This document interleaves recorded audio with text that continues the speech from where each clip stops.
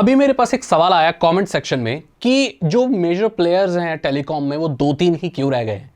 एक वक्त था दोस्तों, शायद आपने भी देखा होगा, जब इतने सारे नेटवर्क प्रोवाइडर थे, Docomo, Aircel, Airtel, Vodafone, idea, Reliance, smart, Selvan, BSNL, Hutch, spice, Uninor. अब पता नहीं, मतलब इतनी कंपनियां थी दोस्तों कि आप जब रिचार्ज कराने जाते थे दुकान में तो वो पाइप पूरा एकदम जमावड़ा लगा रहा था। तो कौन से सिम का रिचार्ज कराना है, रिचार्ज वाले भैया हर सिम के लिए एक अलग छोटा नोकिया का फोन रखा करते थे और टक टक टक टक रिचार्ज मारा करते थे। अगर तब से आज अब को कंपेयर करो आप, तो क्या रह गया है? वी, जो कोई यूज नहीं करता, जियो और एयरटेल, बस खत्म खत्म, टाटा बाय बाय गया। तो ये क्यों है भाई? ऐसा सवाल आता होगा ना आपके मन में। इस चीज के बारे में बात करने वाला हूं। सबसे पहला है कि भाई कट थ्रोट कंपटीशन। जियो के आने के बाद देखो, जब जियो आया था ना, उससे पहले से ये कंपनियां स्ट्रगल कर रही थी बहुत सारी।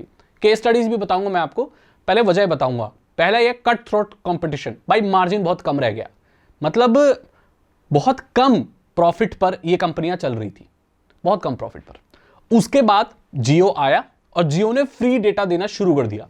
अब वो वैसे ही कंपनियां लॉस में चल रही हैं और जियो ने उनकी ऐसी तैसी कर दी। जियो ने बोला भाई लो डेटा, तुम करो इस्तेमाल।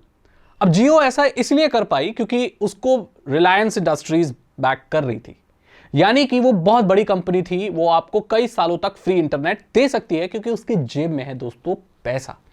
बाकी सारी कंपनियां जो टेलीकॉम की थी वो इतनी बड़ी कंपनियां नहीं थी, उनके पास इतने फंड भी नहीं थे कि वो इस तरह की चीजें अफोर्ड कर पाए, इसलिए मार्केट से वो आउट हो गए। लोगों ने उन्हें इस्तेमाल करना कम कर दिया। उनका रहा सहा जो थोड़ा बड़ा प्रॉफिट था दोस्तों, वो भी खत्म हो गया। और कोई भी कंपनी अगर बहुत वक्त तक प्रॉफिट मेकिंग में नहीं होती है तो वो बंद हो जाती है। देखो रिलायंस बहुत बड़ी कंपनी है, इसलिए वो जियो अगर लॉस में भी चलता 5 साल तो वो आराम से झेल सकती थी, लेकिन बाकी कंपनियां नहीं झेल पाई। कुछ मर्ज हो गई, कुछ बंद हो गई।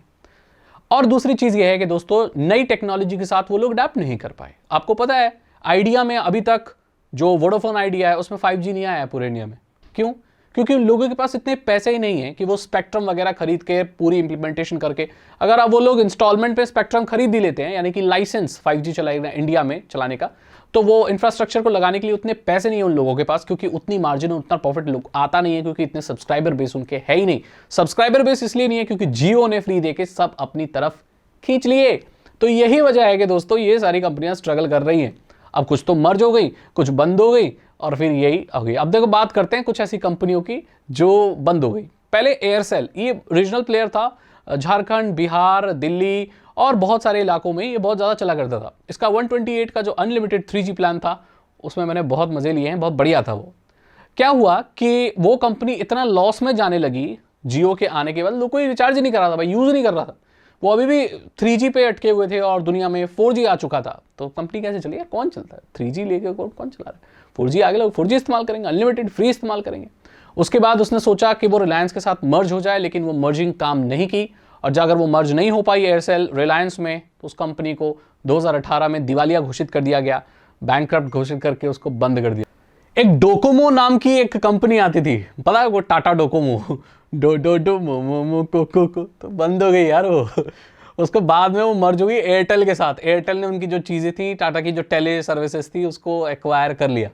देखो एयरटेल इसलिए अभी भी चल रही है और पहले भी चल रही थी क्योंकि एयरटेल बहुत बड़ी कंपनी थी।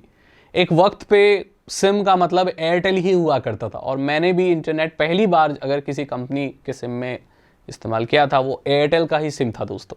इतनी बड़ी कंपनी होने के बाद वो थोड़ा सर्वाइव कर पाई। अभी अगर और कोई छोटी कंपनी होती जैसे एयरसेल और ये डोकोमो, तो ये चल नहीं पाते। अब देखो वोडाफोन और आइडिया दोनों ही बढ़िया कंपनी थी, लेकिन इन लोगों का ना आपके रीजन में ज्यादा कवरेज था, पूरे पैन इंडिया में इतना अच्छा नहीं था इन लोगों का नेटवर्क। तो ये दोनों कंपनियां इस बात को समझ गई थी, आइडिया भी समझ गया था और वोडाफोन भी। तो इन्होंने क्या किया, बचने के लिए, सर्वाइव करने के लिए, डेब्ट्स वगैरह देने के लिए इन्होंने कंपनियों को मर्ज कर लिया, और इसलिए अब वोडाफोन आइडिया सर्वाइव कर पाए। अगर ये दोनों कंपनियां मर्ज नहीं होती तो ये दोनों ही इंडिया में खत्म हो जाती, जैसे डोकोमो और एयरसेल हो गए, क्योंकि इनको मर्ज करने की अपॉर्चुनिटी मिली, इतना लॉस हो गया, इतना डेब्ट हो गया कि ये लोग पे नहीं कर पाए। अभी भी आप देखेंगे जो छोटी कंपनियां हैं जियो को छोड़कर, उन पर बहुत ज्यादा डेब्ट है दोस्तों, मतलब कर्ज बहुत ज्यादा है भाई, सरकार का कर्ज है और वैसे भी बहुत ज्यादा कर्ज है। तो ये कर्ज चुकाने में ही लगे हुए हैं, तो ये एक्सपैंड कहाँ से करेंगे। इसीलिए जो छोटी छोटी कंपनियां थी, जो हच नाम की एक कंपनी थी, उसको वोडाफोन ने एक्वायर कर लिया, वो वोडाफोन बन गई। फिर वोडाफोन आइडिया के साथ मर्ज हो गई। डोकोमो भाई वहां खत्म हो गया, एयरसेल भाई वहां खत्म हो गया। बीएसएनएल के बारे में तो कुछ कह ही नहीं सकते भाई, उसको अभी तक 4G नहीं मिल रहा है, 5G की तो दूर की बात है, मिल जाएगा खैर। सेलवन, MTNL और बहुत सारी ऐसी कंपनियां थी या तो मर्ज हो गई या सरकारी ऐसे किसी में चल रही हैं, छोटी छोटी जगहों पे चल रही, पता नहीं, ऐसे ही है भाई। तो कुल मिलाकर बात यह है कि जिसके जेब में पैसा था, जो प्राइस को, कंपटीशन को झेल सकता था, जिसके पास कोई किराया कर्ज नहीं था, भाई वो ही सर्वाइव कर पाया, जो टेक्नोलॉजी में आगे बढ़ता रहा।